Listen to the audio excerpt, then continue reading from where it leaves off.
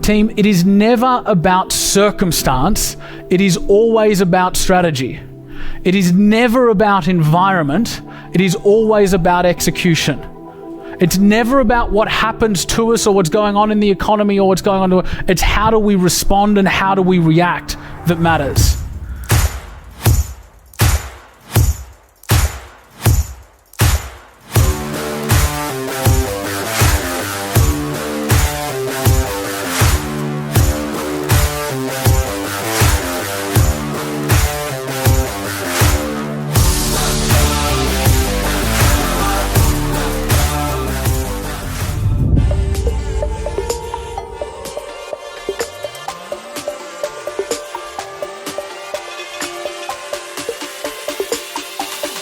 This is music for the soul.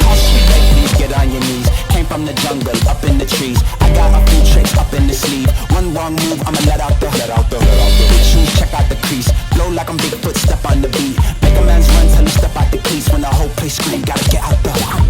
Unconventions are all about getting the best entrepreneurs in the country all on one stage for one day so that you guys can immerse yourselves in the mindset, the principles, the practices, the unconventional behaviors that have not only shaped their businesses but have shaped their lives at large.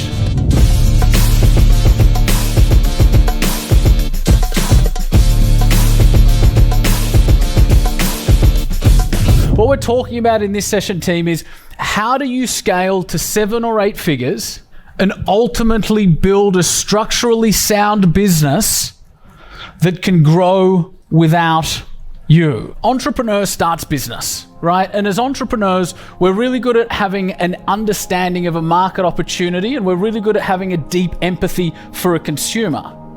And at a high level, we're able to strategize how do we create a product or a service that speaks to that market demand and addresses that consumer need, right? In the beginning, it's about alchemy. It's about how do we take nothing and turn it into something. In the early years of business, what drives the growth of the business are the things that come very naturally to us as entrepreneurs. It's drive, it's improvise, it's make it up as we go along, it's cover up the stuff ups along the way, it's get resourceful. What then happens is the business grows, and the business grows, and the business grows. And whereas previously the business was of such a size that one person could wrap their arms around it, now the business is growing and the business is growing and the business is growing and the business is growing. It now gets to a point where it's too large for one person to wrap their arms around it. And this is the point where you find the entrepreneur buried in spreadsheets, putting out daily fires, trying to optimize the CRM because that's what we need, trying to write processes because we think that's what's going to make the team more productive, dealing with daily HR issues, right? We've taken somebody that by sort of in their DNA is a natural born leader, natural born entrepreneur who should be out front leading, guiding and shaping, and now they're buried in the deep operations of their business trying to systemize and optimize. I said this to you guys this morning, the fact that you guys have got your businesses to the point where you have already means that the talent you've already demonstrated is far more difficult to teach and to learn than the skill set required to navigate the next stage. Who gets what I just said by show of hands? Awesome. So you've already got the talent. You've already got like 90% of the capability. The rest is just a skill set. But when we bury you in operational detail, that's not your highest and best use. It's the number one barrier to growth that we see inside of like tens of thousands of businesses a year. The number one thing that holds us back is that the entrepreneur hasn't caught up with the growth of the size of the business and changed their approach accordingly. They're still just running off habitual behaviors of what worked here.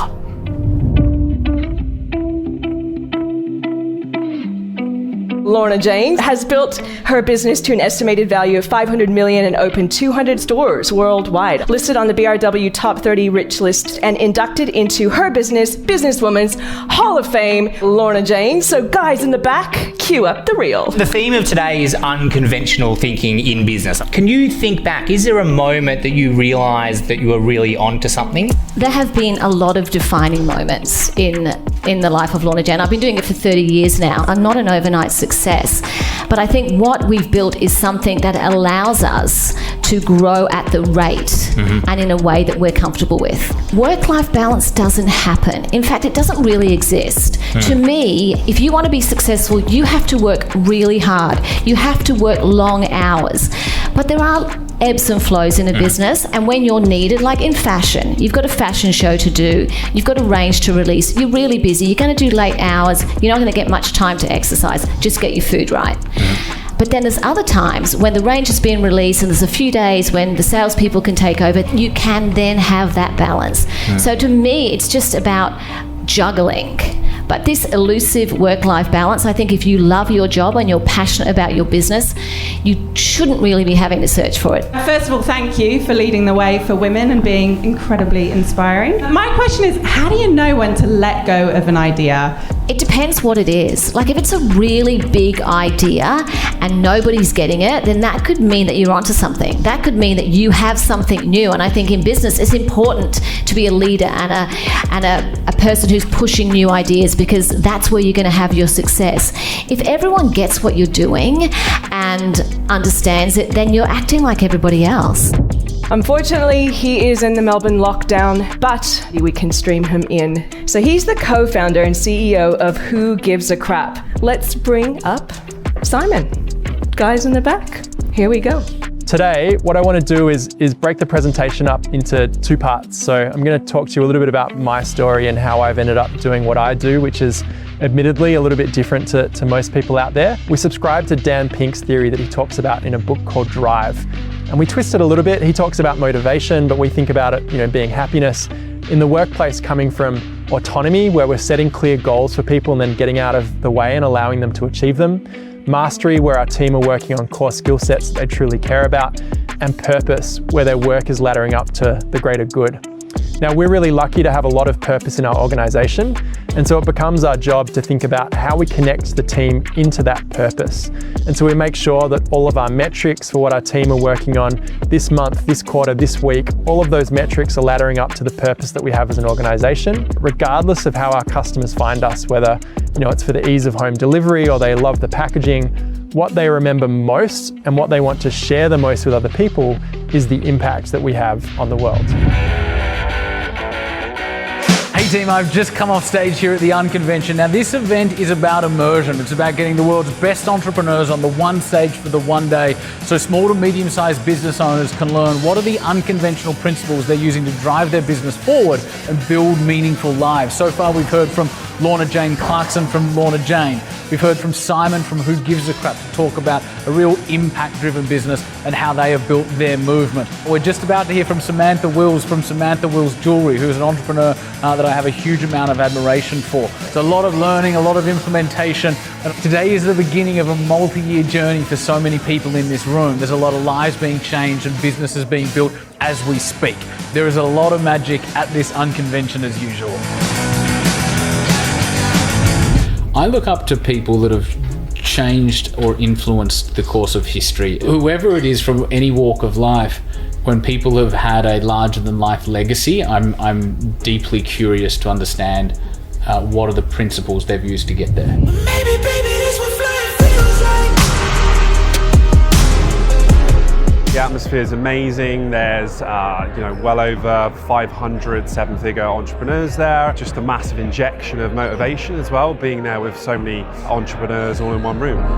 The atmosphere has been really energetic and really, really inspirational. You can tell that a lot of people are taking in the information and trying to apply it into their own businesses. She started her business at the age of 21, grew that business into an international phenomenon, turning over $12 million annually. Everyone, we are going to welcome Samantha Wills to the stage with a big round of applause. So obviously that's the highlight reel. It's very, very sparkling, but we know as business founders that it is so much more than the highlight reel, and that's what I want to talk to you about today. I remember standing in Barney's and to the right of me was my imposter syndrome and to the left of me was my ego. I remember looking around and my ego kind of leans over and is like, well, it'd be nice, wouldn't it? It'd be nice to be in a tier 1 store.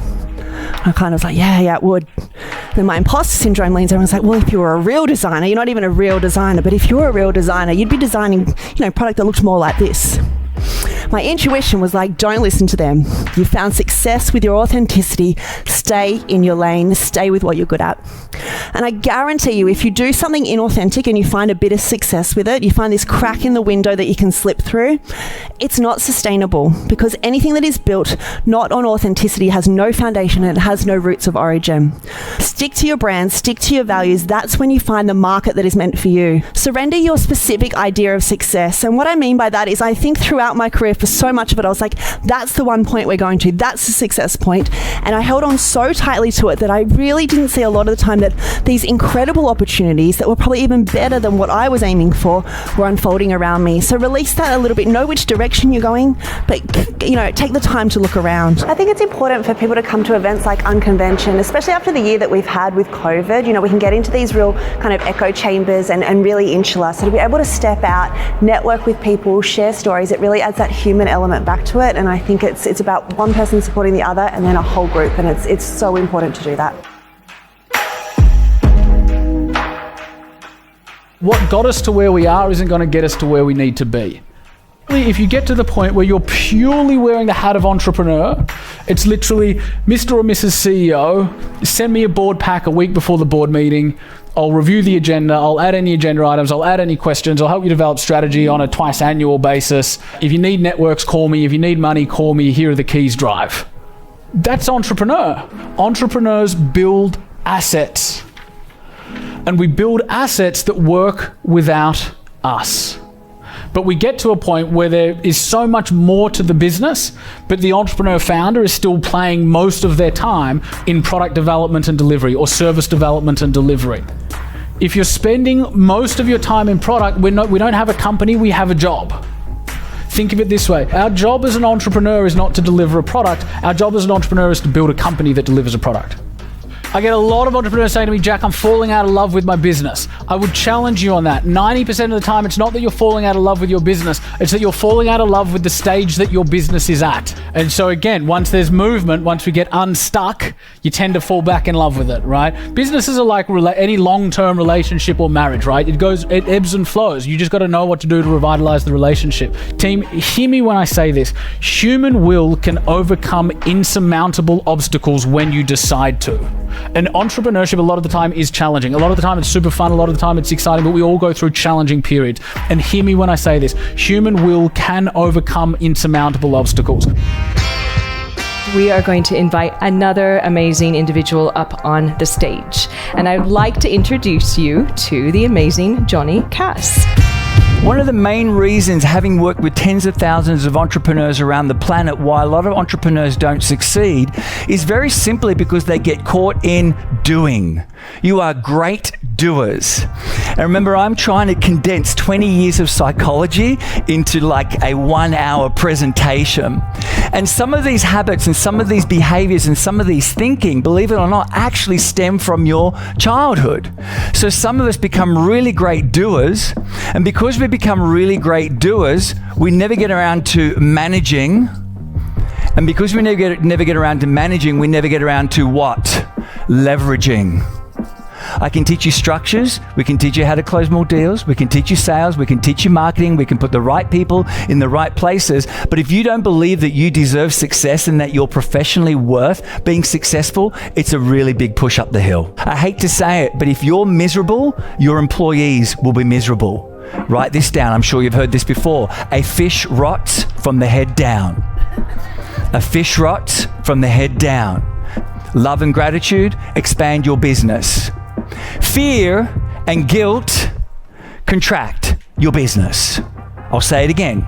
Fear and guilt contract your business. Again, what do we need? Everyone do this with me, please. We need synergy. Do it again, please, everyone. We need synergy. We need the right mindset and we need the right skill set in order to launch you to the next level. The right skill set without the mindset, it's a hard job. The mindset without the skill set, it's the same deal. You're going to fall flat on your face. Larry Diamond is the founder of Zip. Today, Zip has a total valuation of $6 billion, goes head to head with the big banks. We're going to give a big round of applause to Larry. We don't like traditional boxes, this division, that division. So we are continuously reconfiguring the business to kind of what makes sense. And if people can do other jobs, again, let's kind of work around that. You know, a lot of the time, people say, don't design the business for the people, but I don't always agree. Because I think if you've got good people with good hustle and attitude, you can actually make new structures work, right? It's just crazy how many corporates just get it so wrong. So we started out with, open plan offices. We let people speak their mind. I remember when I was working at Deutsche Bank, I was scared what to say, what people are going to think. Radical candor, and we have a concept of zip back. Fast, fair, transparent feedback, all right? Listen, be self-aware, take a little bit, and just do it a little bit better. So we'll back. Some of our best stories in our company are customer service staff. They come out of uni, they learn the business, and we farm them out into all parts: product, strategy, technology. So, I think for us, it's people first. Don't take no for an answer. As Arnie says, ignore the naysayers. We're trying to challenge the status quo. Let's make the place a great place for everyone to bring their best self. And also as a manager, you got to work out what is the superpower of this person. You might need to experiment, put them in different seats on the bus, as long as they, buy into the vision, have good self-awareness, and work around. So we're also investing massively in just leadership. I'm really excited to share with you 5 of my closest friends and also members of the Entourage. These members are a part of our Elite Elevate Evolve community. We've had some awesome entrepreneurs on our stage today tell you about how they made it happen, and they're at a really elevated level doing 8 or 9 figures. But it's also great to hear your war stories over the last year or two, because you guys were ascending to that position.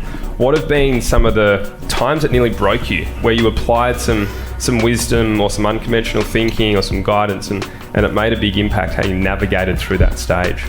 I had a week of client after client phoning to either put their retainers on hold or cancel. And we had $300,000 in conferences that were just wiped off immediately. We had about half our business that was put on hold.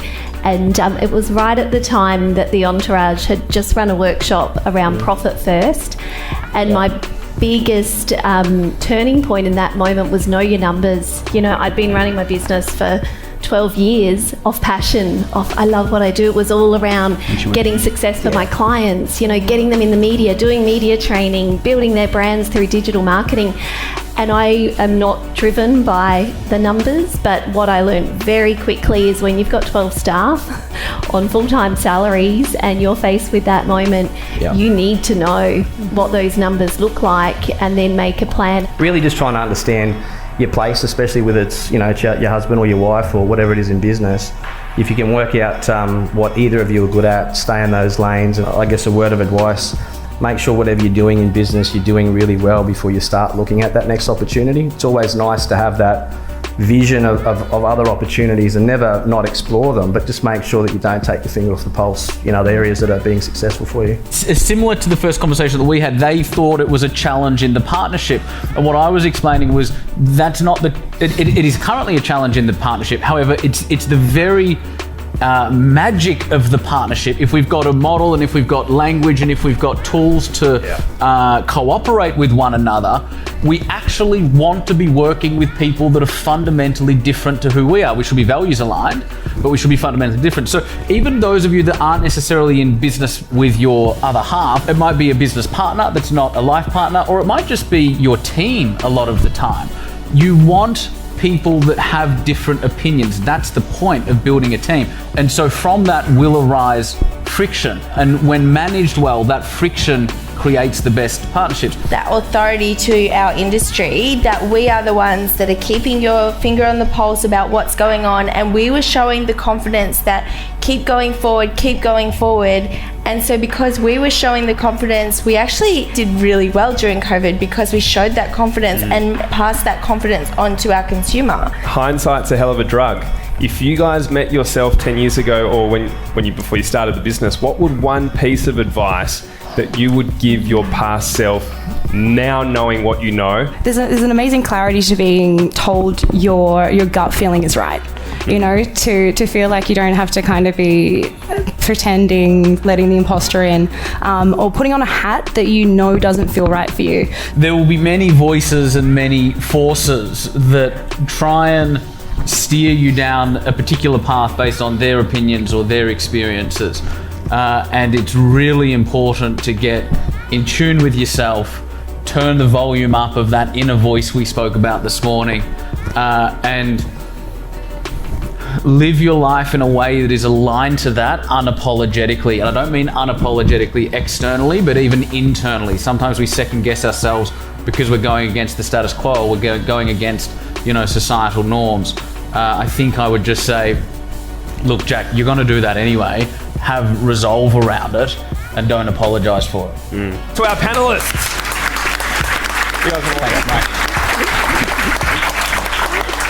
I would love to extend a round of applause to all the amazing speakers. So let's give them a round of an applause. Yay! Amazing. And a huge thank you to you for taking time out of your business to be here and work on your business.